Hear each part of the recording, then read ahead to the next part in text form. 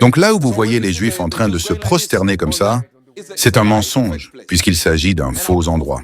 Puisqu'il s'agit d'un faux endroit. Et je vous prouverai par la parole qu'il s'agit d'un faux endroit.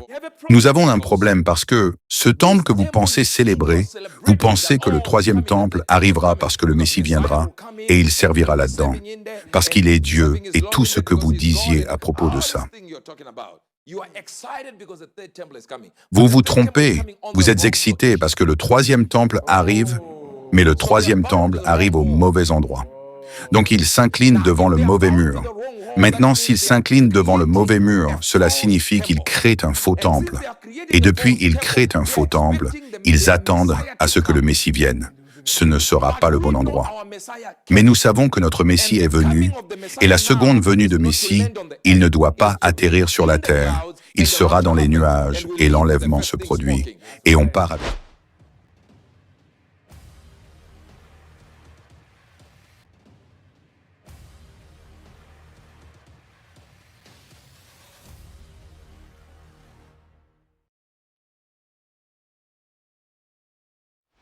Incroyable. Cet homme de Dieu continue d'étonner le monde avec ses différentes révélations.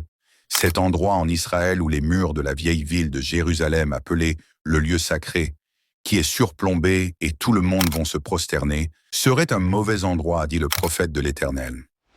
Salut et soyez le bienvenu sur votre plateforme. Dieu vient de révéler ces choses à l'un de ses serviteurs. Devant le monde, ce serviteur de Dieu a fait savoir par ses propos comment les Israélites sont dans l'ignorance depuis la nuit du temps. Le flamboyant dôme du rocher, situé dans l'acropole de Jérusalem, qui est communément appelé noble sanctuaire par les musulmans, et mont du temple par les Juifs, serait en réalité un faux temple selon les dernières révélations bouleversantes faites par ce serviteur et l'homme de Dieu, le prophète Hubert Angel. Suivons ensemble et l'on se retrouve juste bientôt. L'endroit où se trouve le rocher ou le mont du temple, c'est un faux endroit. Donc là où vous voyez les Juifs en train de se prosterner comme ça, c'est un mensonge, puisqu'il s'agit d'un faux endroit. Puisqu'il s'agit d'un faux endroit. Et je vous prouverai par la parole qu'il s'agit d'un faux endroit. Lisons Matthieu 24, verset 2. Mais il leur dit, « Voyez-vous tout cela? Je vous le dis en vérité, il ne restera pas ici. Il restera combien de pierres chacun? Une pierre sur l'autre qui est plus aiguisée dans le prophétique. » Donc si Jésus dit une pierre, qu'est-ce qu'il veut dire? Jésus n'a pas laissé une pierre signifie « il ne te restera pas une pierre ». Lorsque vous voyez où vont ces Juifs et faire comme ça, et que la guerre dure depuis des années, cela signifie que Jésus a menti.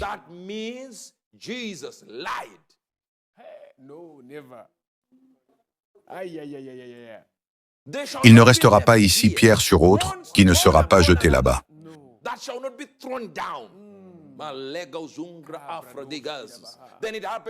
Cela est arrivé en 70 ans après Jésus-Christ. Je veux que vous me montrez ce que l'historien a dit. La colline appelée Sion et Jérusalem et ses bâtiments qui sont là, c'est-à-dire le temple, il a été complètement enlevé ou ébranlé. Allons voir ce qu'a écrit Joseph maintenant. Quant au Tour Antonio, cela peut être semblé être composé de plusieurs villes, car si nous montons à cette tour d'Antonio, nous gagnerons la ville puisque nous serons au sommet de la colline. Maintenant, apportons d'autres textes de Joseph, je veux vous montrer. Le sol avait été si soigneusement préparé par ceux qui l'avaient creusé jusqu'aux fondations, qu'il ne restait rien pour faire croire à ceux qui y venaient qu'elle n'avait jamais été habitée. Cet homme qui a survécu au temps de Jésus, il est un historien, rien à voir avec le christianisme. Il n'est même pas chrétien et il n'était même pas chrétien. Il était juif, un gardien de registre du temple. Il dit, si vous arrivez dans cet endroit, vous verrez que tout a été enlevé, rien n'est là. Mais comment se fait-il que des Juifs se prosternent devant ce mur? C'est simplement parce qu'ils ne connaissent pas le véritable endroit. Nous allons maintenant dans 2 Chroniques 3 verset numéro 1. Salomon commença à bâtir la maison de l'Éternel à Jérusalem, sur la montagne de Morija, qui avait été indiquée à David, son père, dans le lieu préparé par David sur l'aire d'Ornan, le Jébusien. Qu'est-ce qui nous dit ce que la ville de David et c'est le véritable endroit? je veux que vous voyiez la mosquée musulmane et la ville de David. Le dôme du rocher n'est pas l'endroit où se trouve le temple. La ville est celle-là. La Bible dit que le temple sera dans la ville de David, qui fait 12 hectares, mais celui fait 36 hectares. C'est un mensonge. Ne vous trompez pas, c'est dans la Bible. Suivez le livre. Suivez le livre. Maintenant, ici, vous remarquez que nous avons ce qu'on appelle la source de Gun. Vous voyez la source de Gun? Ce que vous voyez, il y a une source d'eau naturelle et elle doit être à quelques mètres du temple. Ainsi, dans ce dôme du rocher, il n'y a aucune source d'eau. 36 hectares de rocher sans eau. Donc il n'y a aucun moyen de Juifs de l'utiliser pour le temple. Pourquoi? Parce que vous devez avoir une source d'eau naturelle pour pouvoir vous purifier avant d'entrer dans le temple. Mais ils ont fait les recherches possibles. Il n'y a aucune source d'eau naturelle là-bas. Ce qui signifie que c'est un mensonge, ce n'est pas le véritable. Maintenant, où se trouve le temple? Le temple se trouve dans la ville de David. Michée 3, verset 12. C'est pourquoi, à cause de vous, Sion sera labouré comme un champ, Jérusalem deviendra un monceau de pierre, et la montagne du temple une sommité couverte de bois. Si vous ne croyez pas, allons vers un roi 81 dans le verset 1. Alors le roi Salomon assembla près de lui à Jérusalem les anciens d'Israël et tous les chefs des tribus, les chefs de famille des enfants d'Israël, pour transporter de la cité de David, qui est Sion, l'arche de l'alliance de l'Éternel. Maintenant, où se trouve la cité David? En Sion. Ok, retournons encore au pays. Il vous a dit que l'arche de l'alliance est restée dans la cité de David, pas sur le dôme du rocher. Cela n'est pas fait sur cette terre, c'est dans la cité de David. Remarquez cette chose que vous voyez là-bas. Le temple musulman est entièrement en rocheux. C'est vrai, il s'appelle même le dôme du rocher. Je ne sais pas si vous comprenez cela, c'est tout le rocher.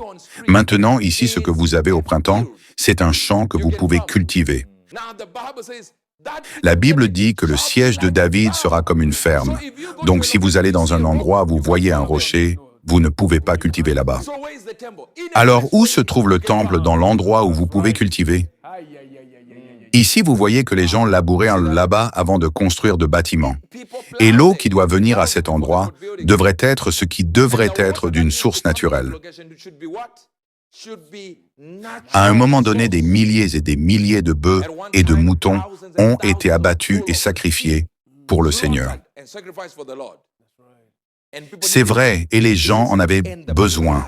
Le sang coulait comme une rivière, et ils avaient besoin de nettoyer eux-mêmes avec de l'eau naturelle. Donc cela signifie que c'est dans la semence de David, et nous avons déjà eu cette semence de David et Sion.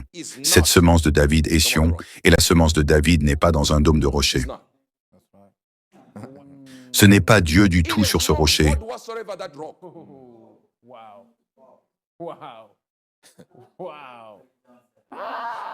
Imaginez si la présence de Dieu était là et que Dieu vient protéger les peuples d'Israël. Maintenant, imaginez que Sion sera labouré comme un champ. Jérusalem ne sera plus qu'un monceau de ruines et la montagne du temple comme les collines dénudées d'une forêt. La colline appelée Sion et Jérusalem, l'édifice qui s'y trouve, c'est-à-dire le temple. La colline s'appelle comment? Sion. Écoutez où est la mosquée. Ce n'est pas Sion. Ça, c'est la ville de David. Tu vois cet endroit. Là, c'est exactement là où Dieu a pris le premier sol pour créer Adam. Toi, tu pensais que c'est au paradis? Vous voyez les paradis partout. Le sol du ciel est exactement le même endroit où Dieu a saisi le sol et a formé le premier homme. Jérusalem est maintenant démolie jusqu'à ses fondements, et il n'en reste plus que ce monument préservé.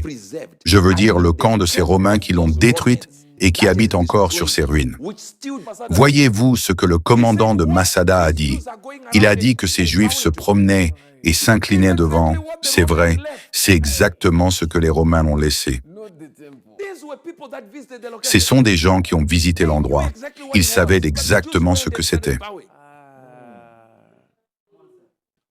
Nous avons un problème parce que ce temple que vous pensez célébrer, vous pensez que le troisième temple arrivera parce que le Messie viendra et il servira là-dedans, parce qu'il est Dieu et tout ce que vous disiez à propos de ça. Vous vous trompez, vous êtes excités parce que le troisième temple arrive, mais le troisième temple arrive au mauvais endroit. Donc il s'incline devant le mauvais mur. Maintenant, s'il s'incline devant le mauvais mur, cela signifie qu'il crée un faux temple. Et depuis ils créent un faux temple, ils attendent à ce que le Messie vienne. Ce ne sera pas le bon endroit. Mais nous savons que notre Messie est venu, et la seconde venue de Messie, il ne doit pas atterrir sur la terre. Il sera dans les nuages, et l'enlèvement se produit, et on part avec succès en première. Vous avez bien compris, le premier vol première classe, ça ne sera pas de la classe économie, et nous serons tous changés. Vous voulez accepter Jésus dans votre vie. Je voulais vous repentir pour être pardonné de vos péchés. C'est pourquoi, mes amis, vous ne pouvez pas croire dans un prophète qui vient, qui dit que lui, il est le chemin. J'étais païen, j'étais beau. Je deviens chrétien, je deviens vilain. Comment? Le silence n'est pas un vide, c'est un puissant langage de celui qui sait ce qu'il fait. C'est le langage du mature. La personne qui est mature répond de fois par le silence, se tait seulement. Si le ciel s'est réconcilié avec la terre par la croix,